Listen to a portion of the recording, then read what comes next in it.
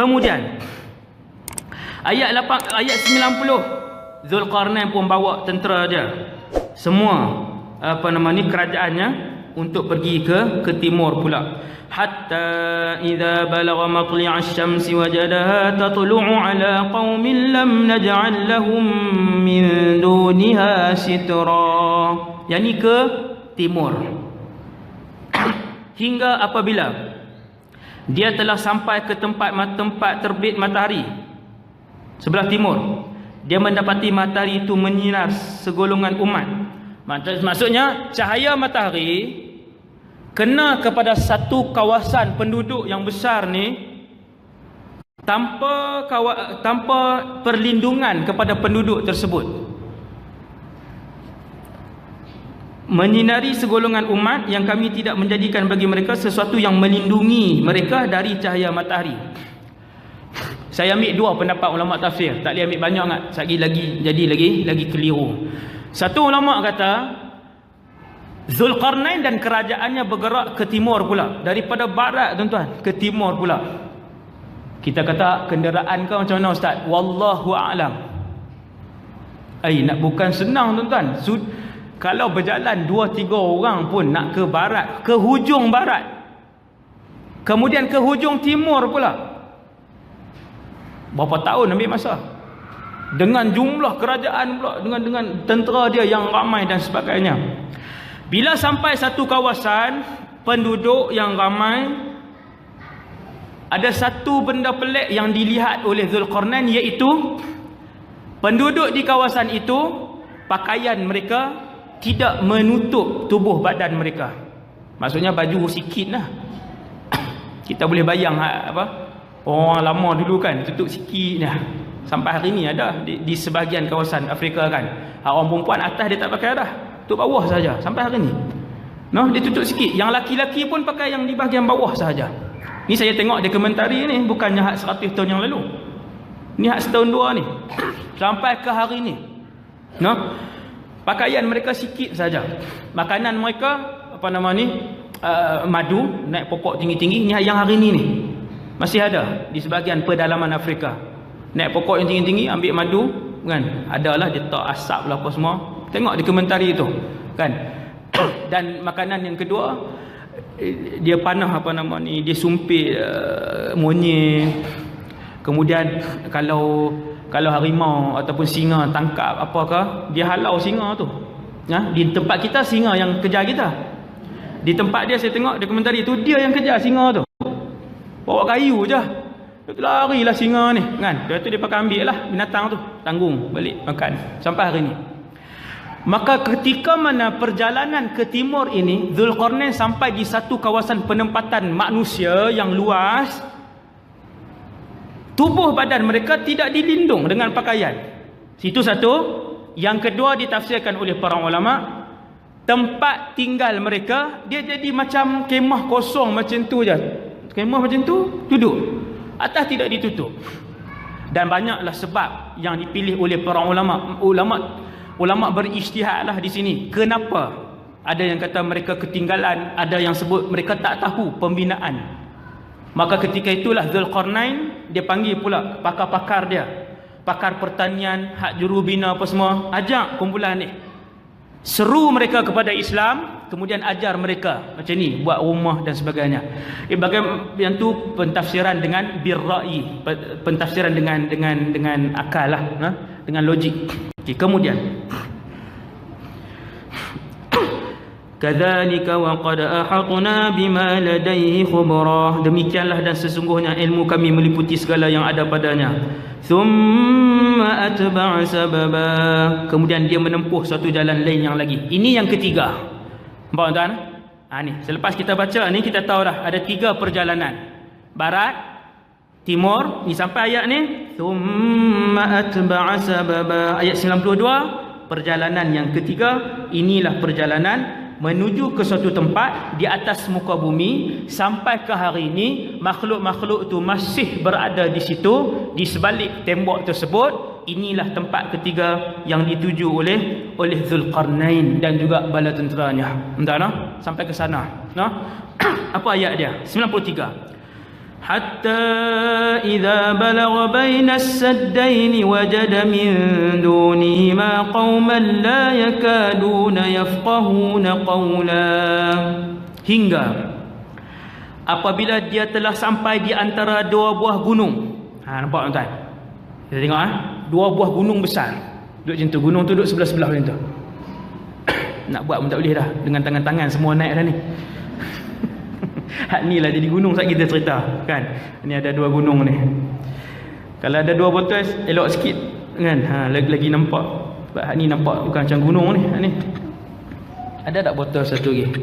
Pihak urus dia. Bagi botol air penonton pun tak apa, saya bagi balik. No, ambil sampai botol air orang ni, tak tahulah. Punya nak cerita nah. Subhanallah. Sat kita tengok macam mana. Subhanallah. Hingga apabila dia telah sampai seperti dia ni, Dzulqarnain. Ni tempat ketiga. Di antara dua buah gunung. Ni kawasan yang bergunung ganang. Tuan-tuan, memang di sana kawasan bergunung ganang. Ada kawan saya datang ke Malaysia ni, dulu belajar di Syria daripada Dagestan.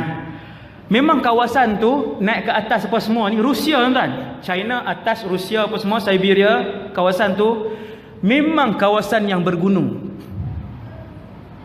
Banyak gunung di situ. Mereka sangat mahir. Saya bawa kawan saya naik Gunung Jerai. Dia datang ke rumah saya ziarah. Dagestan ni makhluk gunung ni, tapi bukan Yajuj Majus lah. Orang Rusia apa semua ni kan, dia nak ziarah saya sebab dia belajar di KL. Dia sambung master ke apa tau. Ziarah mai di Kedah. Kedah nak naik ke mana? Gunung Jerai lah. Kan? Banyak lagi lah tempat lain. Bila naik gunung ni, saya bawa pergi ke satu tebing. Tebing ni, kita kena turun tebing tu, bahaya, memang bahaya lah. Kena turun perlahan-lahan tebing tu. Kemudian kita boleh duduk di atas satu yang hamparan batu. Kenapa saya tahu? Sebab saya suka naik ke situ untuk apa nama ni, tenangkan diri. Noh, baca Quran apa semua, sangat seronok. Dia sejuk macam Cameron juga, tinggi kan. Lepas tu ada kawasan tu, nampaklah bawah semua. Nampak Yan dan juga Yan, tahu tak Yan? Bukan nama Cik Yan lah. Bukan nama orang. Yan ni nama daerah. Dia sebelah dengan laut. Allahu Akbar. No? Saya pergi seorang-seorang je. Duduk seronok duduk situ dengan angin sebagainya. Jangan main rimau sudah. Kan?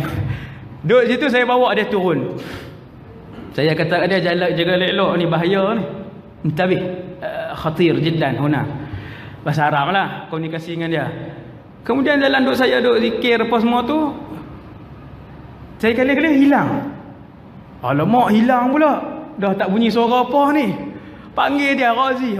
Kita dah cuak dah kan, hilang apa semua. Dia kata, Syekh Wadi. Dia duduk bawah dah. Duduk bawah tu, dia duduk lereng tu. Oh, dia duduk Syekh Wadi. Kita duduk, ya Allah, naik. Tak tengok bawah dah, kita kata naik. Is'ad ila fawq huna khatir. Dia kata ma fi mushkilah, nahnu mantiqatuna kulluha jabaliyah. Dia kata tak ada masalah, kami orang gunung, semua tempat kami gunung-gunung tinggi. Dia mahir, dia lompat satu tebing, kalau lompat tu terlebih kan, pakai buat tahlil di situlah, pakai buat bid'ah di situlah. Dia tahlil di situlah saya. Allahu Akbar. Dia duduk lompat macam tu tuan-tuan lah. Lepas tu dia pun naik atas, dia kata jom balik kan. Jadi kawasan dia kata memang bukit. Kemudian saya tanya dia, kan ada pendapat ulama sat itu, tembok itu di sana. Saya kata, antum bahasa di sana macam mana? Dia kata bahasa di tempat kami, satu kampung 3 bahasa. Saya kata kat dia, lughah am lahjah. Takhtalif al-lughat am al-lahjat.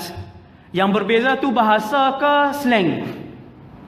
Dia kata bukan slang, dia kata bukan lahjat, lughah.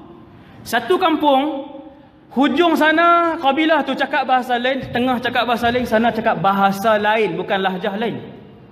Tuan-tuan nak faham benda ni, penghayatan benda ni, pergi ke Indonesia. Bahasa Sunda macam mana? Bahasa Jawa macam mana? Bahasa ni bukan perbezaan lahjah macam Kelantan dengan Terengganu, dengan Kedah, tetapi perbezaan bahasa. Cumanya di Indonesia dia kuranglah perbezaan dia kan. Di belah sana, belah-belah negara Mawara'un Nahar dipanggil dalam bahasa Arab ni, Dagestan, Tajikistan, Turkmenistan, Azerbaijan. Tan tu hak Piramli sebut apa tu kan? Hak tu tak ada, tu merapu. Hak saya sebut tadi betul tau. Turkmenistan tu betul tu fakta tu. Saya kata saya ambil Piramli punya ni pula. Jadi di negara sana dia kata kampung kami, satu kampung kadang-kadang 3 bahasa. Tuan-tuan tengok ayat ni, dia kata apa? Hingga apabila Zulkarnain sampai di satu kawasan, kata para ulama, kawasan tu maksudnya di timur juga, sebab perjalanan timur, kemudian Zulkarnain meneruskan perjalanan tu. Dia mendapati di hadapan kedua gunung yang besar suatu kaum yang hampir tidak mengerti pembicaraannya. Tuan-tuan, ayat Quran, bila ayat Allah SWT nak cerita, bila Allah sebut keadaan sesuatu tempat, Allah akan sebut masalah yang paling besar di tempat tu. Dia tak cerita semua. Tuan-tuan, kalau pergi satu tempat, pergi Itali, pergi Perancis, kita nak cerita setiap sudut, beza jalan Itali dengan Perancis, beza pipe air Itali dengan Perancis, yang tu habislah 1000 muka surat. Maka Quran sama. Apabila Quran nak cerita pengajaran sesuatu tempat, Quran akan sebut masalah nombor 1 dan yang terakhir paling besar di tempat tu ialah Zulkarnain dan segala jenis kepakaran yang dia bawa hampir-hampir tak jumpa ataupun tidak dapat memahami juga bahasa penduduk di situ kerana betapa lainnya bahasa mereka. Okey, berapa tempat Zulkarnain pergi seluruh dunia? Allah tak sebut pun tentang bahasa. Kerana antara ulama yang dibawa oleh Zulkarnain adalah ulama-ulama bahasa, seperti yang disebutkan oleh sebahagian ulama tafsir. Sebab Zulkarnain dia tak bawa tentera sahaja, dia bawa kepakaran, dia bawa semua profesional. Jadi sampailah di negara mana pun, Zulkarnain akan arahkan dia punya pakar-pakar bahasa dan sebagainya, okey, bercakap. Maka tak ada masalah percakapan. Tuan-tuan, barat ke timur, takkan bahasa dia satu.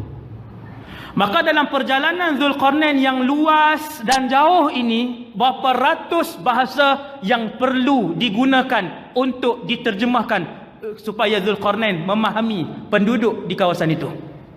Tetapi di mana saja Zulkarnain sampai, bahasa tidak jadi masalah kecuali di kawasan gunung ni. Rupanya di situ ada perkampungan Ya'juj wa Ma'juj. Begitu lain bahasa mereka. Tuan-tuan, kaum yang ketiga ni dia berjiran dengan Ya'juj wa Ma'juj. Dipisahkan dengan dua buah gunung yang sangat besar. Sebelah sini orang baik duduk, di sebelah sana Ya'juj wa Ma'juj. Di sebelah sana. Cuma masalahnya, setelah menggunakan seluruh kepakaran yang dibawa oleh Zulkarnain, bahasa hampir tak faham juga. Terjemah satu bahasa ke satu bahasa tak boleh juga. Nak cerita apa ni? Kumpulan ni nak cerita apa sebenarnya? Maksudnya setiap kali bertanya kepada mereka, Zulkarnain alaihi salam ataupun radhiyallahu anhu terpaksa menggunakan beberapa ulama. Okey, cakap. Terjemah. Baru terjemah kat Zulkarnain balik. Tanya soalan kedua. Terjemah macam tu. Memerlukan beberapa kepakaran ketika tu.